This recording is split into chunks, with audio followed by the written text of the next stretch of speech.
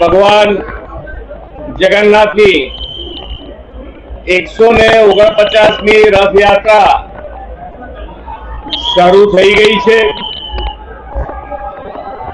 ભગવાન જગન્નાથજી, ભાઈ બલરામ, બહેન સુભદ્રાજી આજે દરિદ્ર નારાયણના ભગવાન ગરીબો અને સૌ લોકોને દર્શન આપવા માટે નગર યાત્રાએ નીકળ્યા છે। આ યાત્રા ખૂબ જ સારી રીતે સંપન્ન થાય એના માટે સરકાર, પોલીસના જવાનો, કોર્પોરેશનના અધિકારી, ફાયર બ્રિગેડના અધિકારી અને જે આ સેવામાં લાગ્યા છે એ બધાને ખૂબ શુભેચ્છાઓ સાથે અભિનંદન પાઠવું છું। ખૂબ સારી એક સમાજના એક સમરસતા, સમાજના સમરસતા, સૌ જ્ઞાતિ જાતિ ધર્મ ભૂલીને દરેક જણ એક થઈ અને આ યાત્રા અને ભગવાનના દર્શન હર વર્ષની જેમ આ વર્ષે પણ કરશે।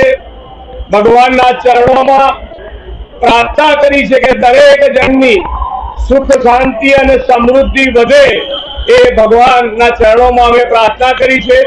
આજે કચ્છી ભાઈઓ બહેનોનું પણ નવું વર્ષ છે।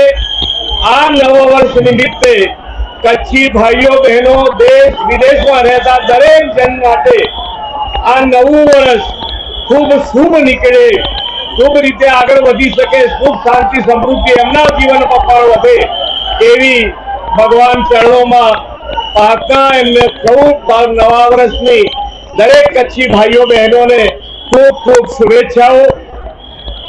આજે જ્યારે ભગવાનની કૃપા દ્રષ્ટિ આપણા ઉપર રહે અને જે માન્ય વડાપ્રધાનશ્રીનો સંકલ્પ છે વિકસિત ભારતનો, એ વિકસિત ભારતના સંકલ્પમાં ગુજરાત લીડ લઈને આગળ વધી શકે એના માટેની આપણને આશીર્વાદ મળે, આપણને શક્તિ આપે એવી ભગવાન જગન્નાથના ચરણોમાં પ્રાર્થના કરી છે।